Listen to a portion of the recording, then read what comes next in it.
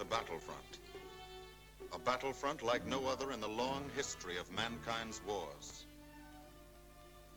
This is an air front.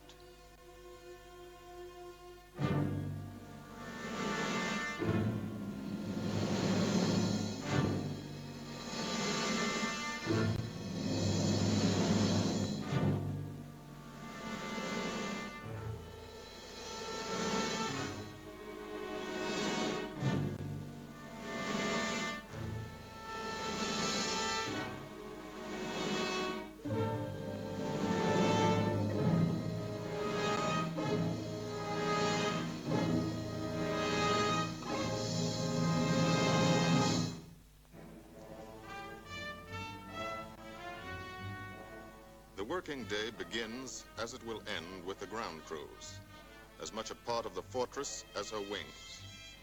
If you're a mechanic, you've got your own bomber. You get attached to it. But you know when your ship goes out on a mission, you may never see it again.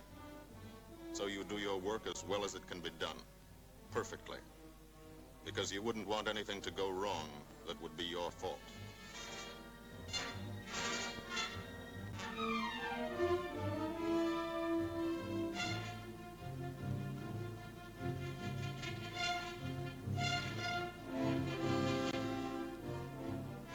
Today, the bombs will be taken from these bomb dumps somewhere in England and delivered to specific points in Wilhelmshaven, Germany.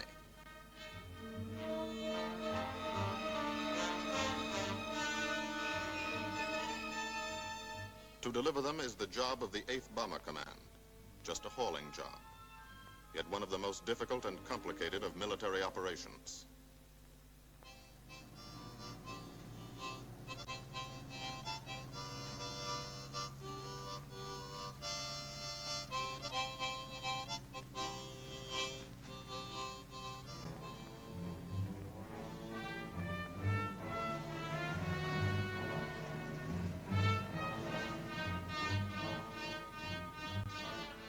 General-purpose demolition bombs, impact velocity as high as 750 miles an hour, pierce 5 inches of armor plate, destroy a factory.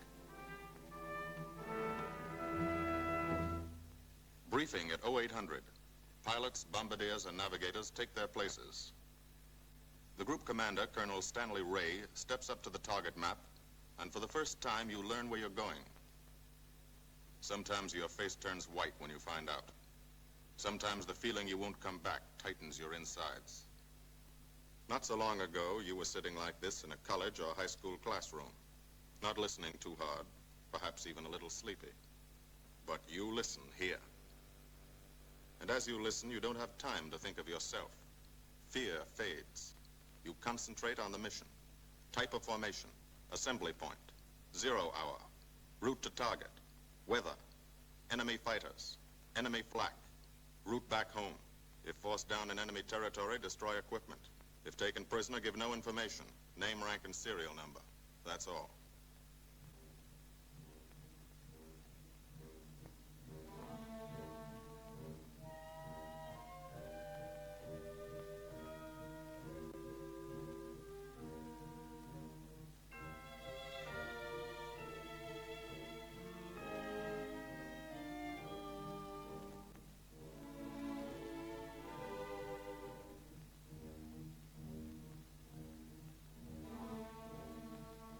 These are the passengers with one-way tickets.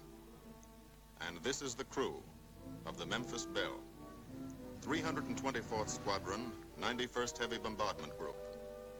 Just one plane and one crew in one squadron, in one group, of one wing, of one Air Force, out of 15 United States Army Air Forces. Well, fellas, we've never had an easy ride over there yet. And today won't be any different. No escort except unfriendly. So keep your eyes peeled. Don't get excited and yell when you're talking on the intercom. Save your ammunition and make your shots count. And let me know what goes on back there, Quinlan. Yes, sir. Stay on the ball, gang, and she'll bring us back like she's always done. Okay? Let's go.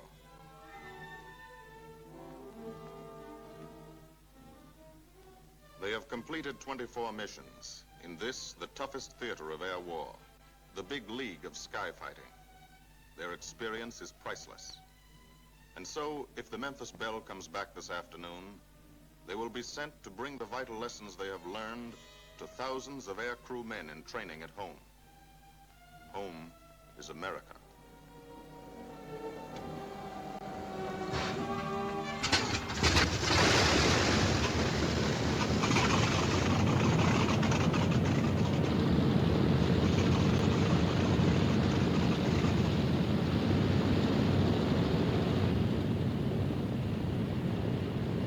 This is a battlefront, like no other in this or any war.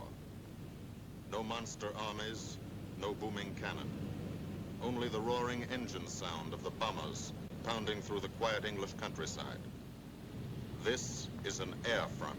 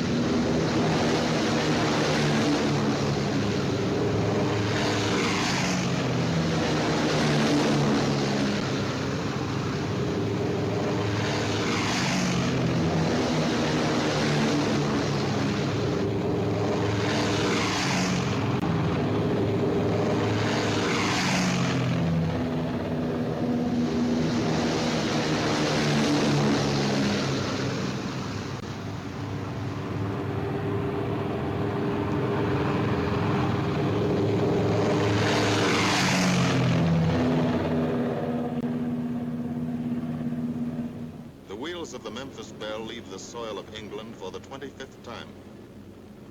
The friendly soil of England, with its ordered farms and rural hamlets, its country estates surrounded by formal gardens and well-kept parks. The England these Americans knew only from the classics they had to read in school. The England of the towns and cities, whose people have defended their island's freedom for over 1,000 years. But today, their countryside has changed. Today, their island has been converted into a gigantic bomber field, a super aircraft carrier anchored off the shores of Fortress Europe, with hangars and machine shops, with hundreds of dispersal points, perimeter tracks, and concrete runways.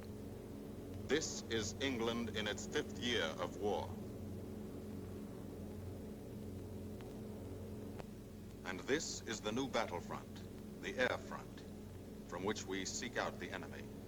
Not his infantry or his artillery, not his panzer divisions, but the greater menace, the industrial heart of his nation, the foundation on which the Nazi Empire and its armies stand, the power behind the German lust for conquest. The steel mills and refineries, shipyards and submarine pens, factories and munitions plants, pinpoints on the map of Europe which mean rubber, guns, ball bearings, shells, engines, planes, tanks, targets. Targets to be destroyed. And these are the destroyers, each with a belly full of bombs, and 10 men like the crew of the Memphis Belle. Pilot Captain Robert Morgan, industrial engineer from Asheville, North Carolina. He's flown this ship across the Atlantic. The other pilot, Captain Jim Verinis, business administration student at the University of Connecticut. Radio operator and gunner, Sergeant Bob Hansen, construction worker from Spokane, Washington. Navigator, Captain Chuck Layton, chemistry student at Ohio Wesleyan. Engineer and top turret gunner, Sergeant Harold Locke, from Green Bay, Wisconsin. Used to be a stevedore. Besides keeping the Belle in order, he covers the sky above. Tail gunner, Sergeant John Quinlan of Yonkers, New York. Clerked for a carpet company, but he quit December 8th, 1941. Ball turret gunner, Sergeant Cecil Scott. Pressman for a rubber company in Rahway, New Jersey.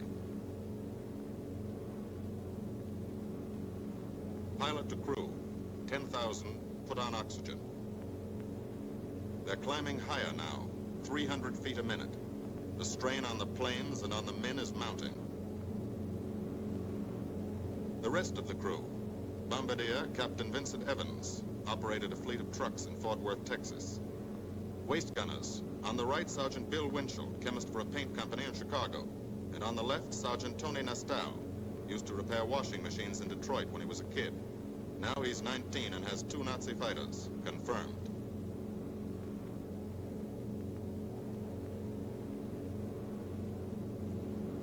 It takes all of a pilot's strength to keep a 30-ton fortress in tight formation. But the formation is the bomber's best defense against enemy fighters. The planes are deployed to uncover every gun, stepped up and down, echelon to the right and left, arranged to overcome the danger of gunners firing into friendly ships, arranged so concentrated cones of fire from the caliber 50 machine guns cover the sky for 1,000 yards in every direction.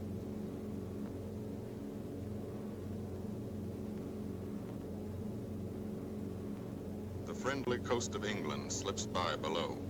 It doesn't look like much now, but in a few hours when you come back, if you come back, this will be the most beautiful view in the world. Higher and higher, climbing to reach your best operational altitude, 25,000 feet. 5 miles straight up. So high you can't be seen from the ground with the naked eye. So high that after 1 minute without oxygen, you lose consciousness. After 20 minutes, you're dead.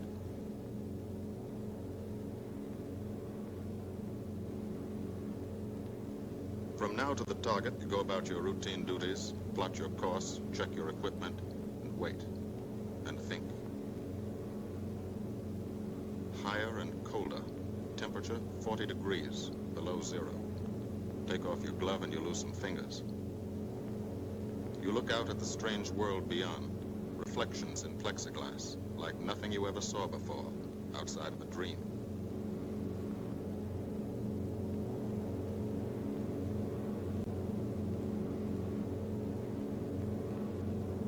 Higher and higher into the lifeless stratosphere, until the exhaust of the engines mixing with the cold, thin air condenses and streams the heavens with vapor trails.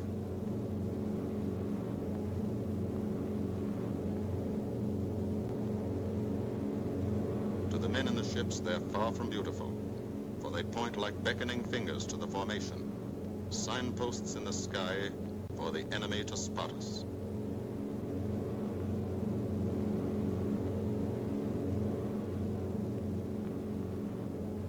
For these bombers to accomplish their mission, a plan is needed. Carefully worked out, timed to the minute. The job is to bomb Wilhelmshaven effectively and economically. The enemy is strong, skillful, determined to stop us. Here are his defenses. Airdromes, well dispersed. Each plane indicates a staffel or squadron of fighters. Heavy anti-aircraft, highly trained and accurate, all along the coast and defending his vital installations. Radar to warn him of our coming. Here is our plan to divide his defenses and weaken his opposition. At 13:30 hours, shortly after takeoff, 6 groups of planes will be heading toward the enemy coast from 6 directions. The Blue Force, 100 B-24 Liberator 4-engine bombers. The White Force, 300 B-17 Flying Fortresses. The Green Force, 300 B-17s with an escort of 6 squadrons of P-47 Thunderbolts. A force of B-26 Marauders, twin-engine medium bombers, with 6 squadrons of RAF Spitfires escorting. Almost 1,000 planes and over 8,000 men in the air. The enemy alerts all his aerodromes. But which is our main force? What are our targets? Where should the Nazi controllers send their fighters? It's our job to make them guess, and guess wrong. A half hour later, at 1400 hours, the Blue Force will be heading east across the North Sea, with the White Force following. These enemy fighters are tied down, waiting to meet them, and will not be able to attack the Green Force. These fighters must come up to attack the Green Force, and thus will be no threat to the Blue and White Forces. The B-26s and Spitfires will bomb and strafe a key rail junction, diverting these 6 Staffeln and preventing the enemy from concentrating too many fighters on the Green Force, which is scheduled to bomb an aircraft factory at Hanover. At 1430 hours, the Blue Force will threaten this entire coastal area of northwestern Germany. Which target will it be? Flensburg? The Kiel Canal? Or will it turn suddenly and bomb Hamburg, Wegesack, or Emden? Actually, it carries no bombs at all. It's a decoy and keeps the fighters from the northern area busy while the White Force, the main effort, heads for the submarine pens of Wilhelmshaven.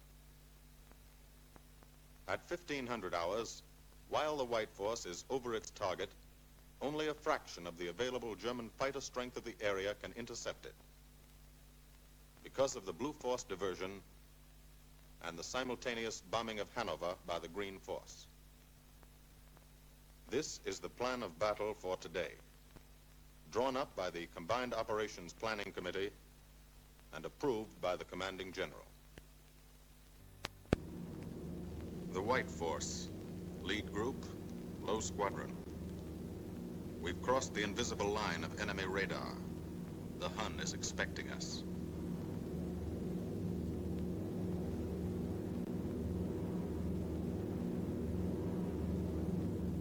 Steel helmets go on. Watchful eyes strain. Tight formations are held tighter still. Tense gunners more alert because here it comes. The enemy coast. From up here, it looks the same as any other. Houses, roads, green fields, factories, waterways. But they are the houses and fields of those who invade and oppress. They are the factories and roads of the people who twice in one generation have flooded the world with suffering. Suffering in such quantity as the history of the human race has never known. Brought torment and anguish into countless American homes. Gold stars and telegrams from the War Department.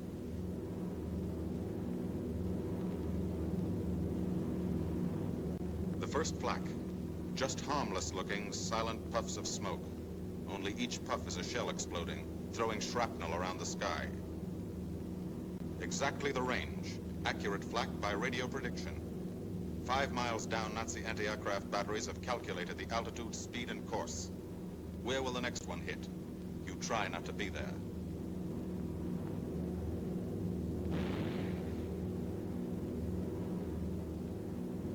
The docks and submarine pens of Wilhelmshaven. Approach to the target starts. No smoke screen can protect it.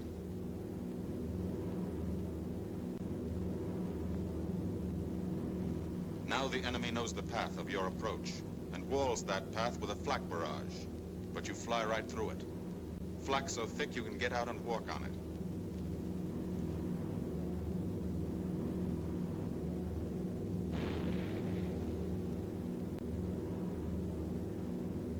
Morgan changes course every 15 seconds. Evasive action to confuse the flak batteries.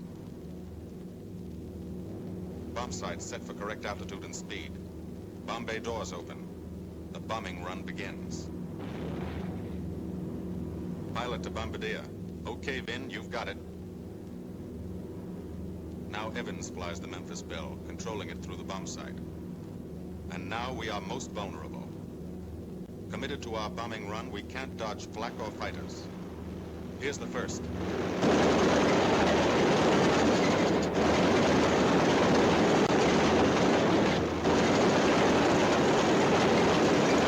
Top turret fires at him. Evans must ignore the battle. Crosshairs lined up on target. Adjustments for wind drift made. 2 more fighters diving from 9 o'clock. Flak now has the range too. They've hit this fort, but he keeps on his bombing run.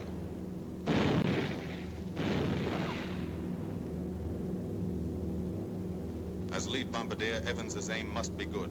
Every other ship in the group will drop its bombs when he drops his. Now, one pointer on the bomb site moves toward another stationary pointer. The instant they touch, bombs will release.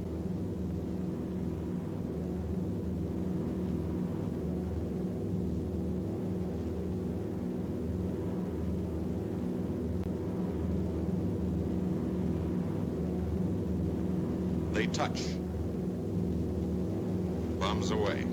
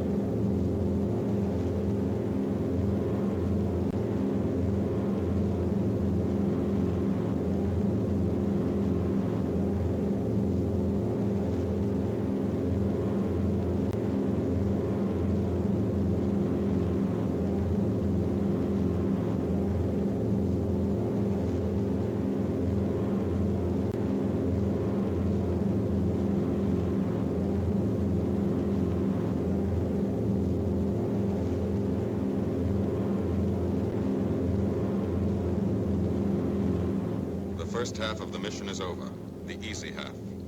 Now to get home.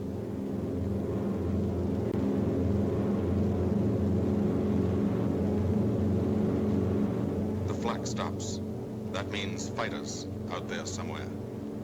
A staffer lurking behind that cloud, or hiding up in the sun where the glare blinds you, and you can't see them, waiting to dive down on you.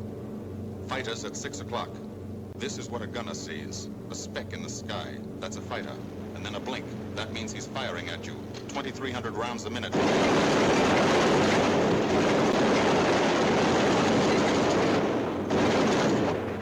In a running battle, one of the most important instruments is the interphone. There's 4 of them. 1 o'clock high. They're coming around. Watch them. 2 fighters, 6 o'clock up, coming in. Diving out, Chief. B-17 in trouble out at 2 o'clock, watching. Got an engine on fire.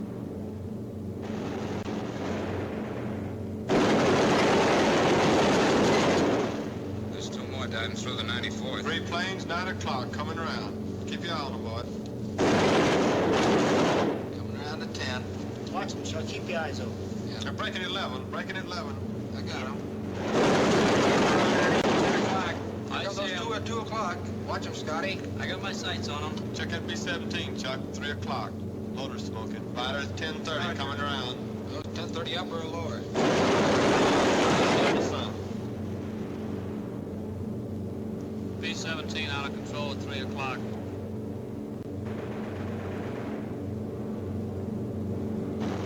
Come on, you guys, get out of that plane. Bail out. There's one. He come out of the bomb bay. Yeah, I see him.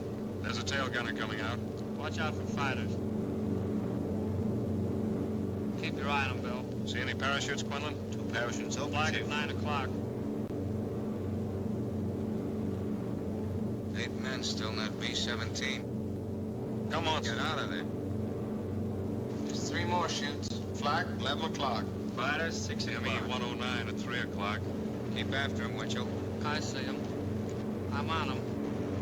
Come on, use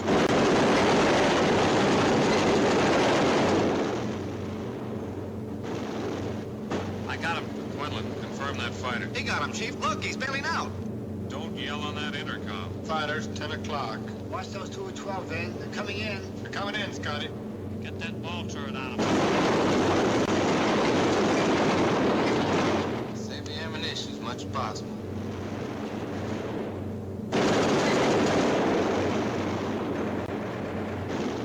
Watch that fighter coming in at 3 o'clock.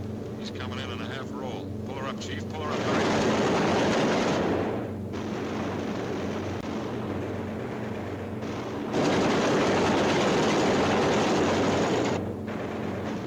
This fortress is hurt. Engine on fire, losing airspeed and altitude. Drifting into the flak, alone and helpless. A straggler. In a minute, Nazi fighters will swarm in like buzzards for the kill. You can watch, but you can't go down to help. You keep your formation.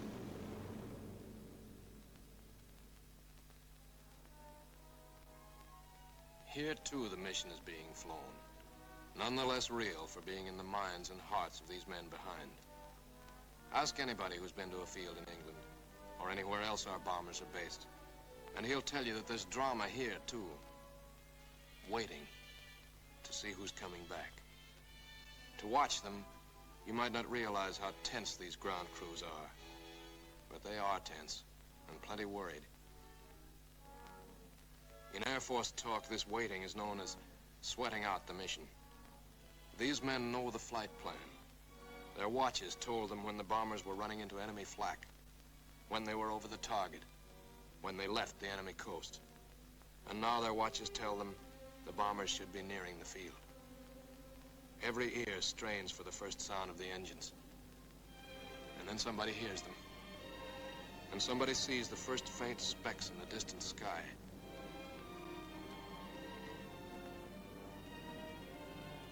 Every face turns to see and count. The watchers try to read the numbers on the ships. These planes have priority to land first. The colored flares mean wounded aboard. In the hospital window, these watching men know what that means. They know what it feels like to lie on a bouncing fortress floor for hundreds of miles through the frozen stratosphere in great pain, with the other men in your crew fighting to keep you alive until they hit the field. The field. Home. It'll be okay then, because there'll be medical care. The best, as soon as the wheels of your plane stop rolling.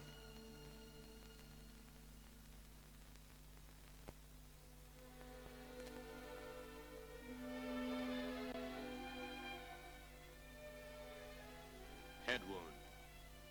Concussion.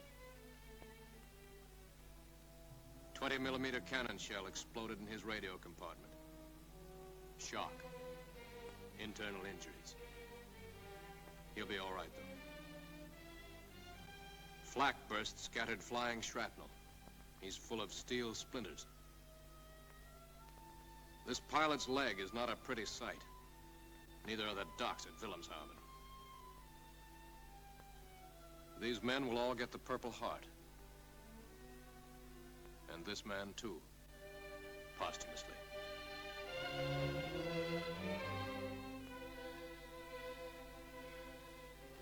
A transfusion right in the plane. This gunner's too weak to be moved. The new life-giving blood flowing into his veins might be the blood of a high school girl in Des Moines, a miner in Alabama, a movie star in Hollywood, or it might be your blood, whosever it is. Thanks. 36 planes left this field this morning. Now 6 more arrive. That makes 20 home. And this one's 21. More wounded aboard.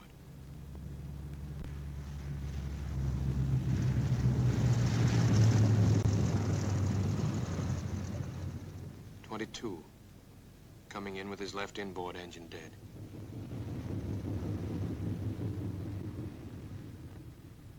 23, with a feathered prop on his left outboard engine. 24, Southern Comfort, with a chunk of tail gone. 25, they flew home on their luck. 26. Not a scratch. The control tower learns that 2 more landed at a British field to the south. 1 a crash landing, crew safe. That makes 28. 29. A rough landing, but her pilot's badly hurt. It's a wonder he brought her back at all.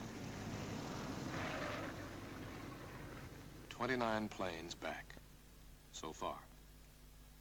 29 out of 36. Our losses were heavy, but the enemy's were far heavier.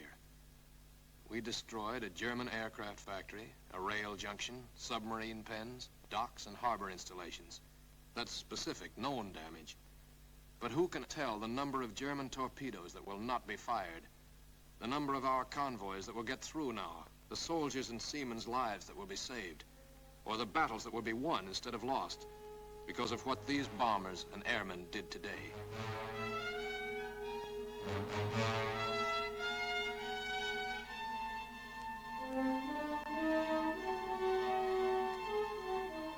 Pilot and tail gunner. They can laugh now. Fire on the inboard engine did this. Flames streaked back and burned the stabilizer, too.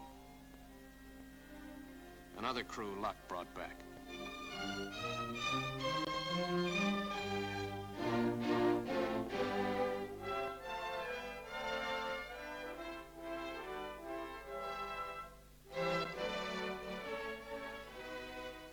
Here's old Bill.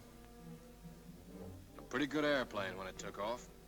Lost its nose, lost its navigator, bombardier wounded, top turret gunner and pilot hit, hydraulic system shot out, no brakes, no flaps, but old Bill came back.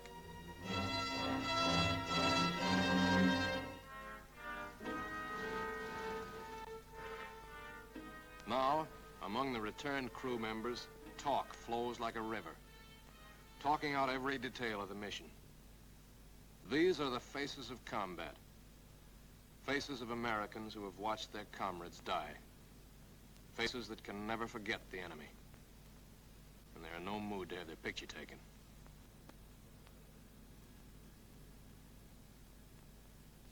In the control tower, Colonel Ray, the group CO, is still watching and waiting. And then he spots the last flight. 3 more planes. And one of them is the ship everyone's been pulling for.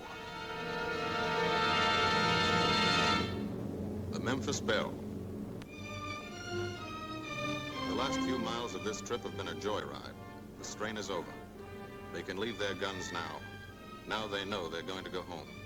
To Spokane, Green Bay, Asheville, Detroit, Chicago, Fort Worth, and Yonkers.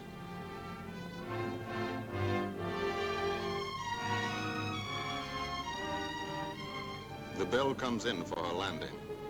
But first Morgan buzzes the field, cuts the grass with the giant fortress. It's against the rules, but this is a special occasion.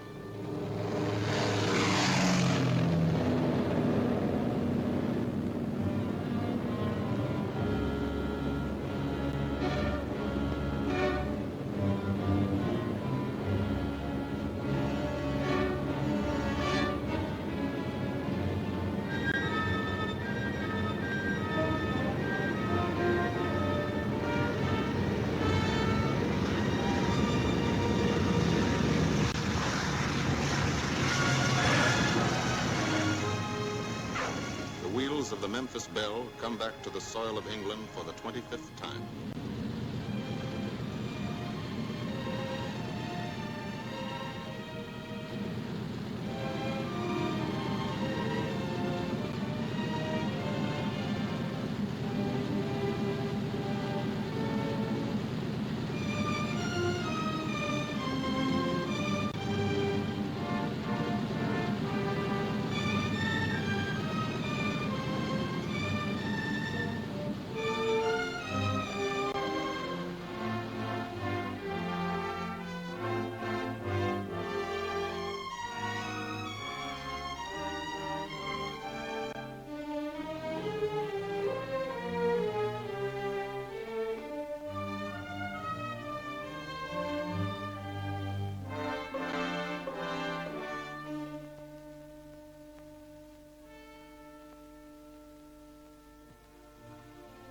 This is a day they will never forget.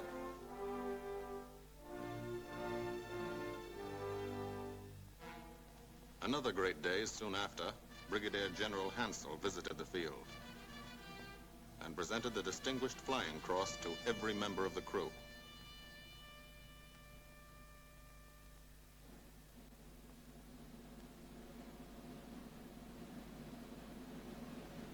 And then there was another day.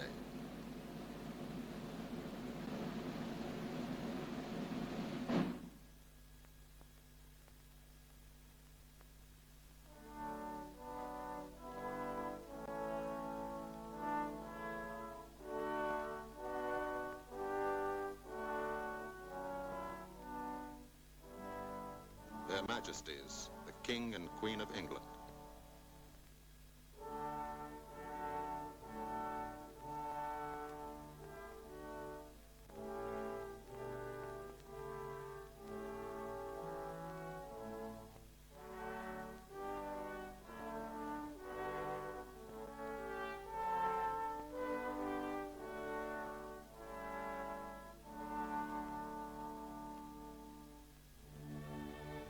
Johnny Quinlan never thought anything like this would happen to him when he left Yonkers.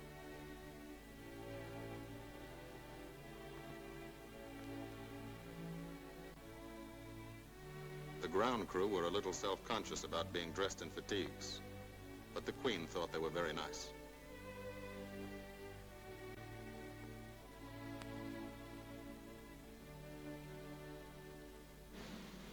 Finally, two more visitors came. General Acre, commanding the 8th Air Force, and General Devers, U.S. commander of the European Theater. The Belle crew received them in flying clothes, as General Acre read the order for what he called their 26th and most important mission.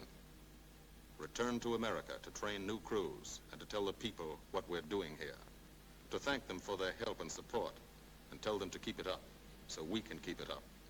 So we can bomb the enemy again and again and again until he has had enough. And then we can all come home.